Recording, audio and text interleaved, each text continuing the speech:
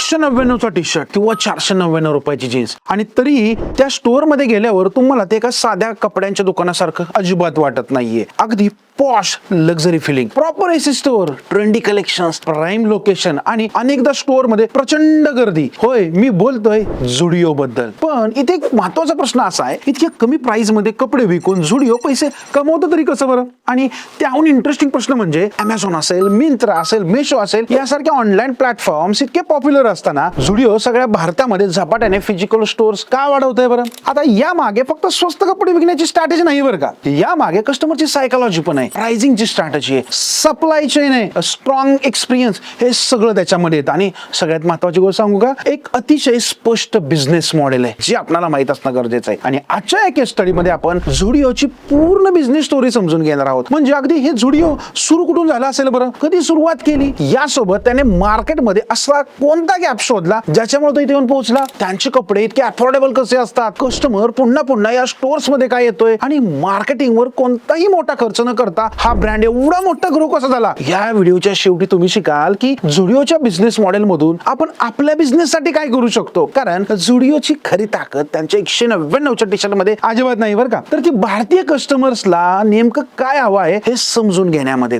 आणि सगळ्यात आधी आपण पाहूया की झुडिओ नक्की आहे तरी कोणाचं. मित्रांनो, झुडिओ हा एखाद्या छोट्या फॅशन स्टार्टअपने सुरू केलेला ब्रँड नाही बरं का. झुडिओ हा ट्रेंड लिमिटेडचा एक व्हॅल्यू फॅशन ब्रँड आहे, आणि ट्रेंड ही टाटा ग्रुपशी कनेक्ट असलेली एक रिटेल कंपनी आहे. आज ट्रेंड स्वतः झुडिओला एक व्हॅल्यू फॅशन कॉन्सेप्ट म्हणून डिस्क्राइब करतो. म्हणजे झुडिओच्या मागे एक मोठा रिटेल इकोसिस्टम आहे. पण इथे एक इंटरेस्टिंग प्रश्न निर्माण होतो. ट्रेंडकडे आधीपासून वेस्ट साइड सारखा फॅशन ब्रँड होता, मग वेस्ट साइड असताना झुडिओची गरज काय होती? याचं उत्तर समजलं की झुडिओचं संपूर्ण बिझनेस मॉडेल समजायला सुरुवात होते. पुढे जाण्यापूर्वी सांगेल, चॅनलला क्विकली सबस्क्राईब करा आणि बेल आयकॉनला प्रेसही करा, कारण या चॅनलवर तुम्हाला असे बिझनेस साठी इंटरेस्टिंग असलेले व्हिडिओ पाहायला मिळतील. आता याचं एक सिंपल उत्तर आहे, कस्टमरचा सेगमेंट. वेस्ट साइड सारख्या ब्रँडकडे फॅशन आणि स्टोर एक्सपिरियन्स होता, पण प्रत्येक कस्टमर 1000, 1500, 2000 एका फॅशन प्रोडक्ट वर खर्च करायला तयार नसतो. पण याचा अर्थ असा असतो का की कस्टमरला फॅशन नकोय, त्यालाही चांगले स्टोर्स मध्ये शॉपिंग करायचंय, त्यालाही नवीन फॅशन ट्राय करायचे, फक्त त्याचं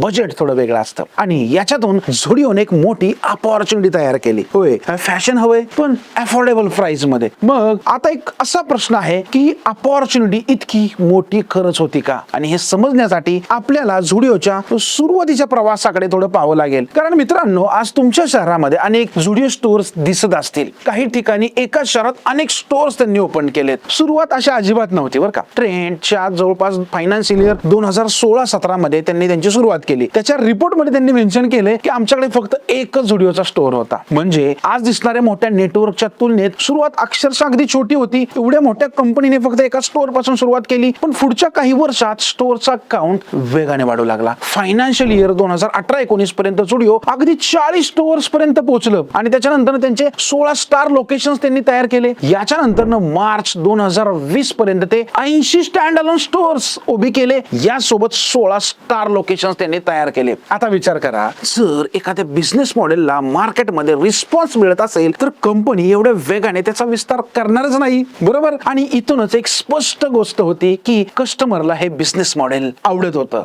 पण कस्टमरला नेमकं काय आवडत होतं हे आपल्याला समजून येणं गरजेचं आहे. आणि याचं सिंपल उत्तर आहे मार्केट मधला गॅप. आता तुम्ही म्हणाल कसं काय, समजून सांगतो. इमॅजिन करा, एक साधा कस्टमर आहे, त्याला कपडे घ्यायचे. एका बाजूला आहे लोकल मार्केट, इथे नक्कीच प्राइस कमी मिळू शकते, पण प्रत्येक दुकानात डिझाईन, साईज, एक्सपिरियन्स आणि कन्सिस्टन्सी ही सारखी असेलच असं नाही ना, बरोबर. तर दुसऱ्या बाजूला आहेत ब्रँडेड फॅशन स्टोअर्स. इथे एक्सपिरियन्स चांगला असतो बरं का, स्टोअर्स ही चांगला असतो, प्रोडक्ट्स ही चांगले असतात, पण अनेकदा त्याचं बजेट हे कॉन्शियस कस्टमर साठी खूप सारं जास्त असू शकतो, कारण आपण कपडे घेताना प्राइसचा विचार जास्त करतो. आता काय झालं, या दोन मार्केटमध्ये एक मोठी जागा होती, आणि कस्टमर मनात म्हणतो, अरे मला ब्रँड सारखं एक शॉपिंग एक्सपिरियन्स हवाय बरं का, पण बजेट लोकल मार्केट सारखं असलं पाहिजे. आणि झुडिओने याच गॅपवर आपली पोझिशन तयार केली आणि एवढा मोठा ब्रँड उभा केला. आता बघा, झुडिओ जेव्हा जाताल, वुमेन्स, मेन्स, किड्स साठी फॅशन ब्रँड त्यांनी बनवला. सगळ्यांची कपडे याच्यामध्ये मिळतील. याच्या सोबत कपडे घेतल्यानंतर आपल्याला फुटवेअरची गरज असते, मिळून जाईल. इतर ऍक्सेसरीज मिळून जातील. आता लेडीज जेव्हा जातात तर त्यासोबत त्या ब्युटी प्रोडक्ट घेतात ते त्यांनी त्याच्यामध्ये आणून ठेवले आणि यासारख्या बहुतांश कॅटेगरी त्यांनी त्याच्यामध्ये ऍड केल्या. आता याच्यामुळे काय झालं, कस्टमरला वेगवेगळ्या गरजांसाठी वेगवेगळ्या स्टोर मध्ये जाण्याची गरज कमी झाली. त्यामुळे त्यांनी झुडिओ एक चांगला पर्याय निवडला आणि या सगळ्यावर एक महत्वाचा पार्ट ठरला ते म्हणजे अफोर्डेबल प्राइसिंग. कारण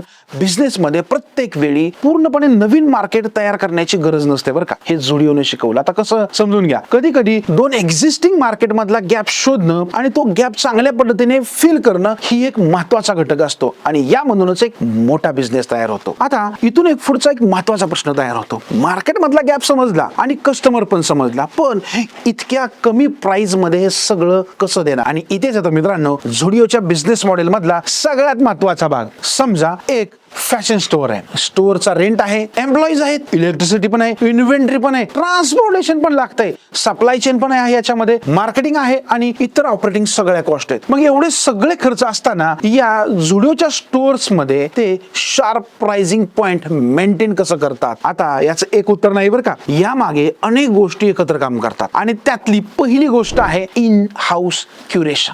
होय, आता तुम्ही म्हणाल हे काय असतं बरं, समजून सांगतो.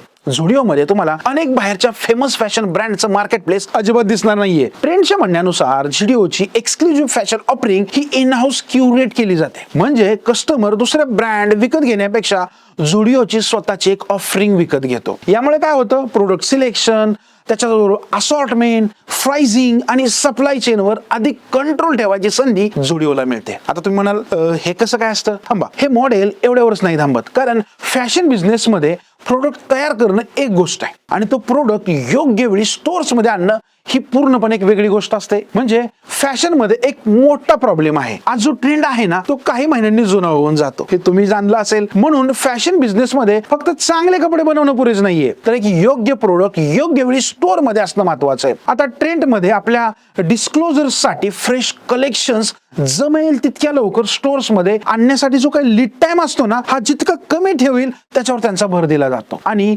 यामुळेच फायनान्शियल इयर 2024च्या रिपोर्टनुसार मर्चंडाईज जवळपास पूर्णपणे इंडियामधून सोर्स केली जात होती. त्यामुळे त्यांचा कित्येक गोष्टींचा लीड टाइम कमी झाला. यामुळे काय झालं, स्पीड आणि फ्लेक्झिबिलिटी मिळायला मदत होऊ शकते. यासोबत फॅशन बिझनेस मध्ये स्पीड म्हणजे फक्त कन्व्हिनियन्स नाही बरं का, स्पीड ही एक बिझनेस स्ट्रॅटेजी पण आहे. कारण जर ट्रेंड आज चालू असेल तर तुम्हाला प्रोडक्ट आजच हवा असतो आणि हीच फॅशनची एक रियालिटी आहे. आता इथे एक इंटरेस्टिंग गोष्ट तयार होते, जर तुम्ही फास्ट कलेक्शन आणत असाल तर कस्टमर पुन्हा स्टोअर मध्ये काय येणार नाही, विचार करा. आणि इथे झुडिओच्या मॉडेल मधील पुढची महत्वाची गोष्ट येते ती म्हणजे न्यूनेस. होय मित्रांनो, समजा तुम्ही आज झुडिओच्या स्टोअर मध्ये गेला, तुम्हाला काहीतरी आवडलं, तुम्ही शॉपिंग केली, पण पुढच्या एका महिन्यानंतर पुन्हा त्याच स्टोअर मध्ये गेला आणि तुम्हाला तेच कलेक्शन दिसलं. तिसऱ्यांदा तुम्ही गेलात आणि प्रत्येक वेळी तेच प्रोडक्ट दिसले. मग एक वेळ अशी येईल की तुम्ही म्हणाल जाऊन काय उपयोग, नवीन काय असणार आहे बरं, प्रत्येक वेळी गेलं तर तेच ते. परिणामी स्टोअर व्हिजिट कमी होऊ शकते आणि म्हणून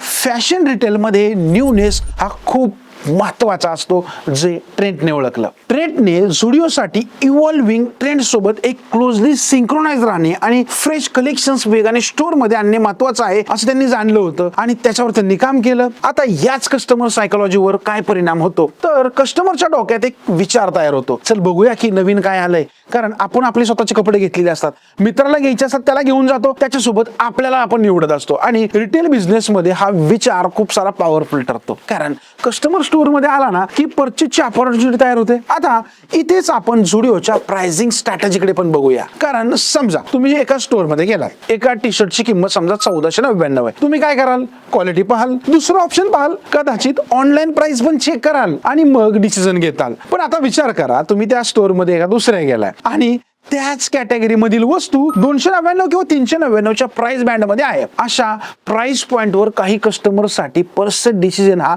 अधिक क्विक आणि सहज होतो आणि इथे इम्पल्सिव्ह परचेस महत्वाचा ठरतो. तुम्ही एक टी शर्ट घ्यायला स्टोअर मध्ये गेलात, पण तिथे आणखी एक तुम्हाला टॉप दिसला, मग फुटवेअर दिसलं, मग इतर ऍक्सेसरीज दिसल्या. मग मनात विचार येतो, अरे एवढंच तर आहे, घेऊया की, त्यात काय एवढं. असं करता करता प्रोडक्ट्स मध्ये एक प्रोडक्ट ऑटोमॅटिक तयार होतो, मग दुसरा घेतो, तिसरा घेतो आणि तुमची बास्केटची साईज कधी वाढतं हे तुम्हालाही समजत नाही. कारण काय होतं, अरे प्राइस तर कमी होती ना. म्हणून लो प्राइसचा अर्थ फक्त स्वस्त प्रोडक्ट असा होत नाही. लो प्राइस हा कस्टमर बिहेवियर पण फोकस करणारा एक टूल असू शकतो. समजलं? पण आता आणखी एक प्रश्न आहे, चला मीच सांगतो. कस्टमर स्टोअर मध्ये आला, प्रोडक्ट पाहिले, शॉपिंग पण केली, तर त्याला स्टोअर मध्ये आणण्यासाठी मार्केटिंग कोण करतं? विचार केलाय का? आणि इथे झुडिओच्या बिझनेस मॉडेल मधलं आणखी एक इंटरेस्टिंग भाग समोर येतो. तुम्ही झुडिओचा स्टोअर पाहिला असेल, पण विचार करा, झुडिओची मोठी कधी सेलिब्रिटी ऍडव्हर्टाइजमेंट पाहिली आहे का हो? तुमचं उत्तर नाही असंच असेल, कारण झुडिओच्या जुन्या अॅन्युअल रिपोर्ट मध्ये ट्रेंडने स्पष्ट केलं होतं की न्यूअर झुडिओ स्टोअर्सना सिग्निफिकंट प्रमोशन्स किंवा ऍडव्हर्टायझिंग स्पेंड शिवाय ट्रॅक्शन मिळत होतं. म्हणजे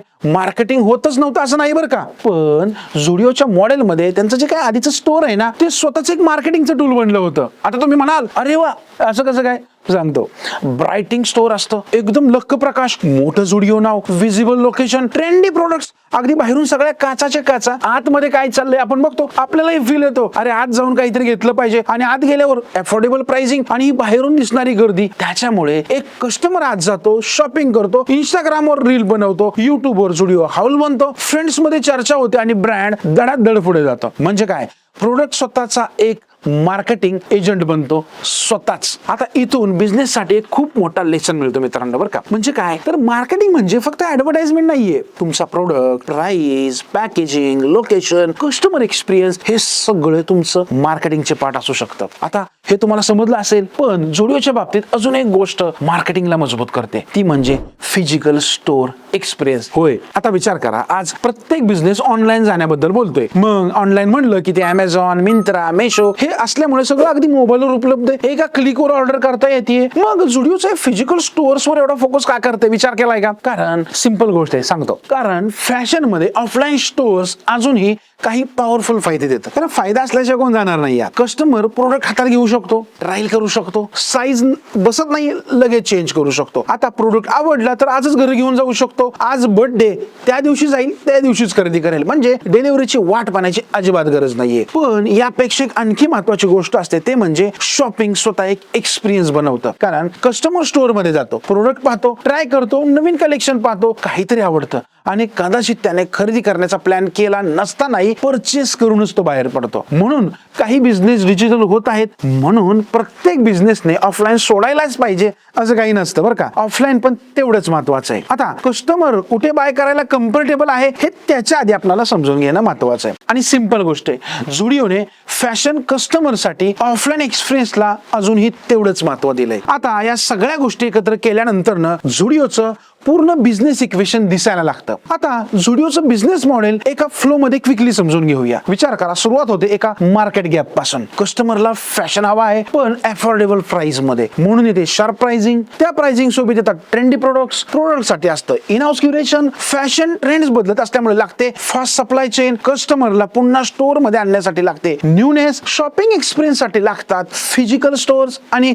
कस्टमर नेटवर्क वाढवण्यासाठी लागते ग्रोविंग स्टोअर प्रेझेन्स. आणि मित्रांनो, हा आहे झुडिओचा बिझनेस मॉडेल कडे पाहण्याचा एक सिंपल मार्ग. पण इथे एक महत्वाची गोष्ट तुम्हाला आणखी सांगणार आहे मी. आपल्याला झुडिओचं स्टँड अलोन प्रॉफिट फक्त 299 च्या प्रोडक्ट वर किती आहे बाहेरून अचूक नाही सांगू शकत बरं का. म्हणून 299 मध्ये 100 रुपये प्रॉफिट किंवा अशा प्रकारे अंदाज लावणे पूर्णपणे चुकीचं ठरू शकतं. बिझनेस समजताना फक्त एक प्रोडक्टचा मार्जिन पाहून अजिबात नाही चालत. इन्व्हेंटरी किती वेगाने फिरतीये, एका स्टोअर मधून किती सेल्स होत आहेत, ऑपरेटिंग कॉस्ट किती आहे, कस्टमर किती वेळा परत येतोय आणि स्टोअर नेटवर्क किती इफिशियंटली ऑपरेट होतंय, हे सगळं एकत्र पाहावं लागतं. आणि इथे झुडिओच्या बिझनेस मॉडेलची खरी कॉम्प्लेक्सिटी समोर येते. कारण मॉडेल सिंपल दिसतो पण एक्झिक्युशन अजिबात सिंपल नाही बरं का. झुडिओच्या मॉडेलमध्ये रिस्क नाही का? नक्कीच आहे ना. विचार करा, कोणताही बिझनेस रिस्क फ्री अजिबात नसतो, विशेषतः फॅशन बिझनेस तर अजिबातच नाही. कारण आजचा ट्रेंड उद्याचा आउटडेटेड ट्रेंड होऊ शकतो. एखादा प्रोडक्ट विकला नाही तर इन्व्हेंटरी अडकू शकते. अफोर्डेबल फॅशन सेगमेंट मध्ये कॉम्पिटिशन पण वाढू शकते. कारण तुम्ही स्वस्तात चालू केलं, शेजारी दुसऱ्याने केलं तर कॉम्पिटिशन वाढली. आणि स्टोअर्स वेगाने वाढवताना प्रत्येक लोकेशन प्रॉफिटेबल होईलच असं पण नाही ना. त्याच्यासोबत प्राइस कमी ठेवताना कस्टमरला अपेक्षित क्वालिटी आणि शॉपिंग एक्सपिरियन्स मेंटेन करणं हा देखील एक सततचा चॅलेंज असतो. म्हणून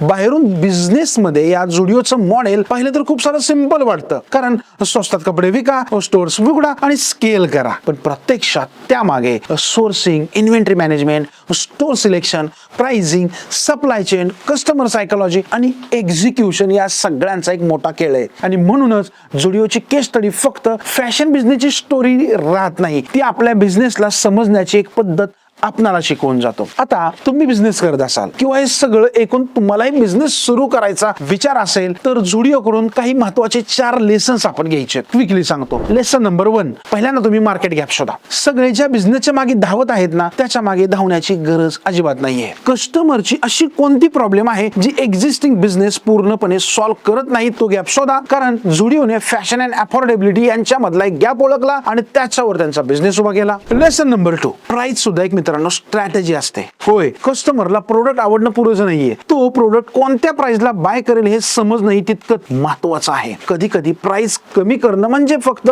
मार्जिन कमी करणं नसतं, तर कस्टमर बिहेवियर बदलू शकतं. याच्यामुळे परचेस डिसिजन आणखी सोपं होऊ शकतं आणि बास्केटची साईज वाढू शकते. म्हणून प्राइस हा फक्त नंबर नाहीये, प्राइस ही एक स्ट्रॅटेजी आहे. लेसन नंबर 3 आपण झुडिओकडनं शिकू शकतो, तो म्हणजे प्रोडक्ट स्वतःचं एक मार्केटिंग टूल बनवा. होय, जर तुम्ही विचार करा, एखादा कस्टमर तुमच्या प्रोडक्ट बद्दल स्वतः दुसऱ्याला सांगत असेल, जर तो तुमचा प्रोडक्ट सोशल मीडियावर शेअर करत असेल, जर लोक तुमच्या ब्रँड बद्दल चर्चा करत असतील, तर तुमच्यासाठी वर्ड ऑफ माउथ काम करत आहे. प्रत्येक मार्केटिंग स्ट्रॅटेजी पेड ऍडव्हर्टाइजमेंट पासूनच सुरू झाली पाहिजे असं अजिबात नाहीये. कस्टमर एक्सपिरियन्स इतका चांगला तयार करा ना की कस्टमर स्वतःच मार्केटिंग करेल आपल्या प्रोडक्टची. यावर फोकस करा. आणि 4 नंबरचा लेसन असा आहे की कस्टमरला परत येण्याचं एक कारण द्या. होय, कारण एकदा कस्टमर आला, एकदा परचेस केली की ते बिझनेस संपत नाहीये. खरा प्रश्न असा आहे, तो पुन्हा आपल्याकडे काय येईल याच्यावर विचार करा. झुडिओच्या बाबतीत न्यूनेस हा एक त्यांचा भाग आहे, राईज हा त्यांचा एक भाग आहे, नवीन कलेक्शन एक त्याचा भाग आहे, नवीन ट्रेंड्स एक त्याचा भाग आहे, नवीन प्रोडक्ट्स, आणि या सगळ्यामुळे कस्टमरच्या मनात पुन्हा स्टोअरला व्हिजिट करण्याचं एक कारण तयार होत असतं. म्हणून तुमच्या बिझनेसमध्ये स्वतःला एक प्रश्न विचारा, माझ्याकडून एकदा परचेस केल्यानंतर ना कस्टमर दुसऱ्यांदा माझ्याकडे का येईल? आणि या प्रश्नाचं स्ट्रॉंग आन्सर जर तुमच्याकडे असेल तर तुमचा बिझनेस मजबूत होण्याची दाट शक्यता आणि तो नक्कीच होऊ शकतो. आता त्याच्यामुळे पुढच्या वेळी तुम्ही झुडिओमध्ये गेलात, फक्त 299चा टी शर्ट पाहू नका, त्या टी शर्ट मागचं असलेलं बिझनेस मॉडेल पहा, प्रोडक्टचा गॅप पहा, प्राइसिंग पहा, सोर्स पहा, इन्व्हेंटरी पहा, कस्टमर सायकोलॉजी पहा, स्टोर एक्सपिरियन्स आणि स्केल. कारण झुडिओने आपल्याला एक खूप मोठी बिझनेस लेसन दिली आहे. कस्टमरला नेहमी सगळ्यात एक्सपेन्सिव्ह प्रोडक्ट नको असतो, त्याला त्याच्या बजेटमध्ये सर्वात जास्त व्हॅल्यू जाणवणारा प्रोडक्ट हवा असतो. आणि ज्या बिझनेसला ही सायकोलॉजी समजते, तो मोठ्या मार्केटला क्विकली टार्गेट करू शकतो. म्हणून झुडिओची स्टोरी फक्त 299 मध्ये कपडे कसे विकले जातात ही नाहीये, यांची स्टोरी आहे एक कस्टमरची गरज समजून घेण्याची, त्या गरजेभोवती बिझनेस मॉडेल तयार करण्याची आणि त्या मॉडेलला मोठ्या स्केलवर एक्झिक्यूट करण्याची. आणि कदाचित याच कारणामुळे झुडिओ आज फक्त एक फॅशन ब्रँड नाही राहिला, तो एक बिझनेस केस स्टडी बनलाय. अशाच मोठ्या ब्रँड मागची बिझनेस स्ट्रॅटेजी किंवा केस स्टडी समजून घ्यायची असेल तर चॅनलला पटकन सबस्क्राईब करा आणि ही बिझनेसची केस स्टडी कशी वाटली प्लीज कमेंट करून सांगा. भेटूया पुन्हा पुढच्या केस स्टडी मध्ये. तोपर्यंत धन्यवाद.